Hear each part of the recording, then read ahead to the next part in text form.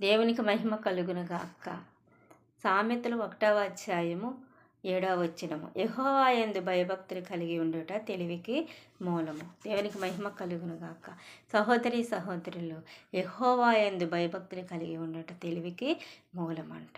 నీ తెలివి స్థిరముగాను ఆధారముగాను బలముగాను ఉండాలంటే యెహోవా యందు భయభక్తులు కలిగి ఉండాలంటే. దేవునికి మహిమ కలుగునుగాక. సహోదరి సహోదరులు, ఒక బిల్డింగ్ కట్టాలండి, 4 వైపులా పిల్లర్స్ ఉండాలి. పిల్లర్స్ ఉంటేనే ఆ బిల్డింగ్ బలంగా ఉంటుందని చెప్తున్నాడు. దేవునికి మహిమ కలుగునుగాక. నీ తెలివి ఆధారముగా ఉండాలంటే, నీ తెలివి మరి స్తంభముగాను బలముగా ఉండాలంటే, మూలముగా ఉండాలంటే యెహోవా యందు భయభక్తులు కలిగి నీవు ఉండాలి. దేవునికి మహిమ కలుగునుగాక. సహోదరి సహోదరులు, జ్ఞానవంతులు అంటే విని పాండిత్యమును వృద్ధి చేసుకుంటారంట. దేవునికి మహిమ కలుగునుగాక. ప్రియ సహోదరి సహోదరులు, పాండిత్యము అనగా జ్ఞానమని అర్థం, లేదా మరి లోతైన పరిజ్ఞానమని అర్థం, లేదా సంపూర్ణ నైపుణ్యత అని అర్థము. దేవునికి మహిమ కలుగునుగాక. జ్ఞానవంతులంట ఎవరైనా ఏదైనా చెప్పినా మరి లోతైన జ్ఞానంతో పరిజ్ఞానంతో నైపుణ్యతతో విని లోపడి సరి చేసుకుంటారంట. దేవునికి మహిమ కలుగును. పాండిత్యాన్ని వృద్ధి చేసుకుంటారంట. దేవునికి మహిమ కలుగును. విన్న ప్రకారము విని ఆ మాట విన్న ప్రకారము సరి చేసుకుని వృద్ధి చేసుకుంటారంట. పాండిత్యమును వృద్ధి చేసుకుంటారంట. దేవునికి మహిమ కలుగునుగాక. సహోదరి సహోదరులు, మరి వివేకము కలిగిన వారంట ఆలకించి నీతి అనే సూత్రమును సంపాదించుకుంటారంట. దేవునికి మహిమ కలుగునుగాక. మరి వివేకము కలిగిన వారు అనగా మంచి చెడులు శక్తిని పొందుకున్నవారు, జ్ఞానం కలిగిన వారు, ముందున్న పని విషయమే ఆలోచన కలిగిన వారు. దేవునికి మహిమ కలుగునుగాక. వారంట ఆలకించి శ్రద్ధగా విని నీతి అనే సూత్రాన్ని సంపాదించుకుంటారంట. నీతి అనే సూత్రము అనగా సరైన ప్రవర్తన అని అర్థం. సంపాదించుకొనటం అనగా పొందుకుంటాం అని అర్థం. దేవునికి మహిమ కలుగునుగాక. ప్రియ సహోదరి సహోదరులు, యెహోవా యందు భయభక్తులు కలిగి ఉంటే తెలివికి మూలముగా ఉంటారు, ఆధారముగా ఉంటారని దేవుడు మాట్లాడు. జ్ఞానవంతులు పాండిత్యమును వృద్ధి చేసుకుంటారంట. దేవునికి మహిమ కలుగునుగాక. వివేకము కలిగిన వారు ఆలకించి మరి నీతి అనే సూత్రాన్ని సంపాదించుకుంటారని. మంచి సరైన ప్రవర్తన కలిగి శ్రద్ధ కలిగి ఆలకించి శ్రద్ధ కలిగి ఆలోచించి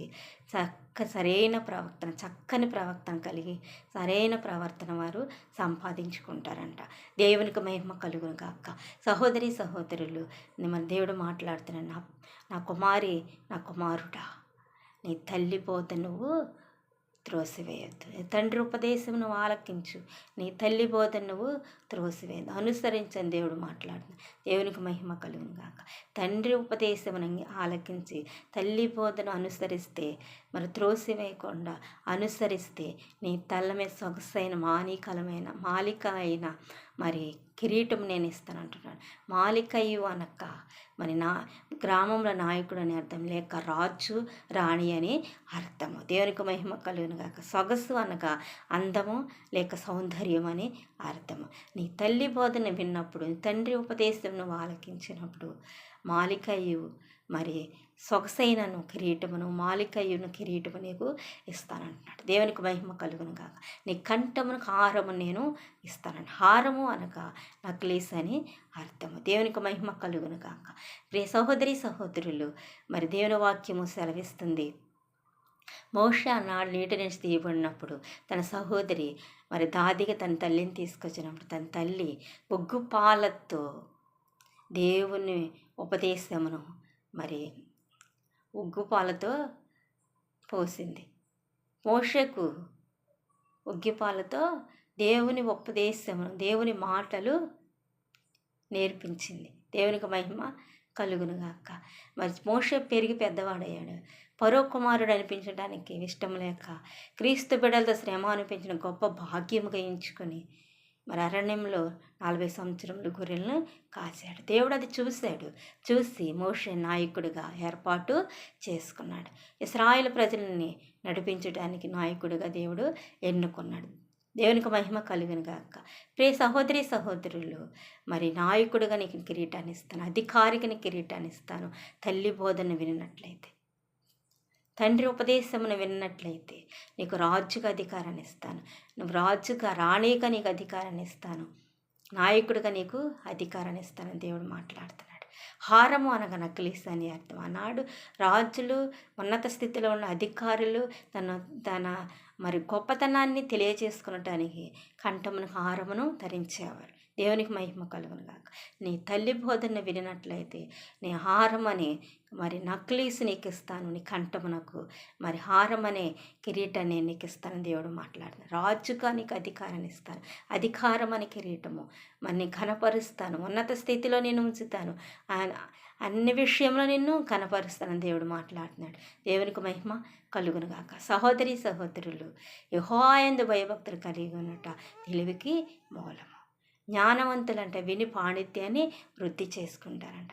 వివేకము కలిగిన వారంట ఆలకించి నీతిని సూత్రాన్ని సంపాదించుకుంటారంట. దేవునికి మహిమ కలుగును గాక. యెహోవా యందు భయభక్తులు కలిగిన వారు ఇవన్నీ అనుసరిస్తారంట. తల్లి బోధని త్రోసివేయరంట, తండ్రి ఉపదేశమును వింటారంట. వారికి నేను సొగసైన కిరీటమును, ఆనందమనే కిరీటం, సంతోషమనే కిరీటము, సౌందర్యమనే కిరీటాన్ని, మాలికయ్యు నేను ఇస్తాను, నాయకుని అధికారం నేను ఇస్తాను, రాజుని అధికారం నేను ఇస్తాను, ఉన్నతమైన స్థితి నేను ఇస్తానని వారిని ఘనపరుస్తానని దేవుడు మాట్లాడుతున్నాడు. దేవునికి మహిమ కలుగును గాక. సహోదరి సహోదరులు, దేవుడు మాట్లాడుతున్నాడు. నా ప్రియ కుమారి కుమారుడా, దేవుడు మాట్లాడుతున్నాడు. ఇదిగో పాపులు నువ్వు ప్రేరేపించగా నువ్వు ఒప్పుకోవద్దు. పాపం చేద్దాం రా అని ప్రేరేపిస్తారు, నువ్వు ఒప్పుకోవద్దు. నిర్దోషులను చంపివేస్తాం, నరహత్య చేస్తాము అనేది, కీడు చేస్తాం రా అని వారి పాదములు పరిగెత్తుచున్నప్పుడు నువ్వు కూడా రా అని వారు ప్రేరేపించినప్పుడు నువ్వు ఒప్పుకోవద్దని దేవుడు మాట్లాడుతున్నాడు. దేవునికి మహిమ కలుగును గాక. ఇగో పాతాళం మనుషులను మృంగివేసినట్లు నిర్దోషులను మృంగివేద్దాం. జీవంతోనే సమాధిలో మృంగినట్లు, సమాధి మృంగినట్లు జీవంతో వారిని మృంగివేద్దాము. రా, పాపం చేద్దాం, నిర్దోషులను చంపివేద్దాం, అక్రమంగా సంపాదించుకుందాం, అక్రమంగా మనము దోచుకుందాము. మన సంచి ఒకటే నన్ను ప్రేరేపించినప్పుడు వారి మాటకు నువ్వు లోబడద్దు, మరి ప్రేరేపణకు ఒప్పుకోవద్దని దేవుడు మాట్లాడుతున్నాడు. మరి వారి మాటకు నువ్వు ఒప్పుకోవద్దు, వారి ప్రేరేపణకు నువ్వు లొంగిపోవద్దని దేవుడు మాట్లాడుతున్నాడు. అజ్ఞానులంట, మూర్ఖులంట, మరి పాపం చేసేవారు ప్రేరేపించినప్పుడు వాళ్ళు లొంగిపోతారంట, వారు అనుసరిస్తారంట. వారి మీదకి, వారి తల మీదకి మరి అగ్ని వలె, ఖడ్గము వలె మరి శాపం వస్తుందని దేవుడు మాట్లాడు. నాశనం నీ తల మీదకి వస్తుందని దేవుడు మాట్లాడుతున్నాడు. దేవునికి మహిమ కలుగును గాక.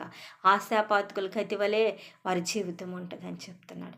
స్వనాస్తిని దిగిపోతారు వాళ్ళని చెప్తున్నాడు. దేవునికి మహిమ కలుగును గాక. పక్షి చూస్తున్నగా వల వేస్తుంటే, పక్షి వల వేస్తున్న వ్యర్థము, వారి జీవితాలు కూడా అలాగే ఉంటాయని దేవుడు మాట్లాడు. దేవునికి మహిమ కలుగును గాక. సహోదరి సహోదరులు, మరి నీవు మరి జ్ఞానం కలిగి జీవించి యెహోవా యందు భయభక్తులు కలిగి జీవిస్తే నీకు సౌందర్యమైన కిరీటం నేను ఇస్తానంటున్నా. అజ్ఞానుల వలె, మూర్ఖుల వలె నువ్వు ప్రవర్తిస్తే, పాపము చోటించి, పాపులతో ప్రేరేపించి, పాపులతో కలిసి జీవిస్తే నీ తల మీదకి మరి ఉగ్రత వస్తుంది, నాశనం వస్తుందని దేవుడు మాట్లాడుతున్నాడు. దేవునికి మహిమ కలుగును గాక. సహోదరి సహోదరులు, మరి యెహోవా యందు భయభక్తులు కలిగి మనం జీవించాలి. మరి విన్నదాన్ని బట్టి పాండిత్యాన్ని వృద్ధి చేసుకోవాలి. జ్ఞానం కలిగి విని పాండిత్యాన్ని వృద్ధి చేసుకోవాలి. వివేకము కలిగి ఆలోచించి, వివేకంతో ఆలకించి మన నీతిని సూత్రాన్ని మనము మరి ధరించుకోవాలి.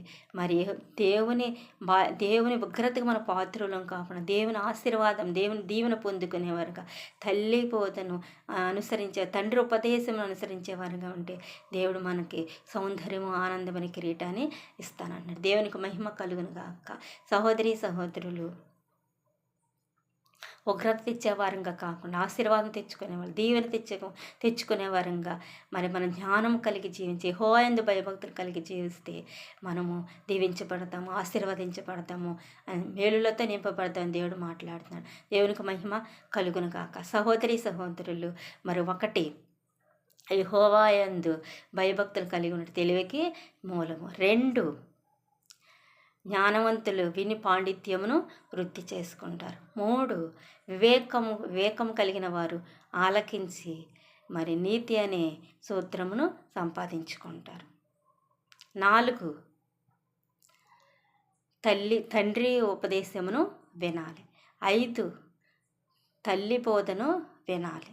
6, సొగసైనను మాలికైనను కిరీటము నీకు ఇస్తానన్నాడు. 7, నీ కంఠమున హారము కలిగిన కిరీటము నేను ఇస్తానన్నాడు. దేవునికి మహిమ కలుగును గాక. మరి 7 మన హృదయంలో ఫలించాలని ప్రార్థన చేసుకుందాం. దేవునికి మహిమ కలుగును గాక. ఆమేన్.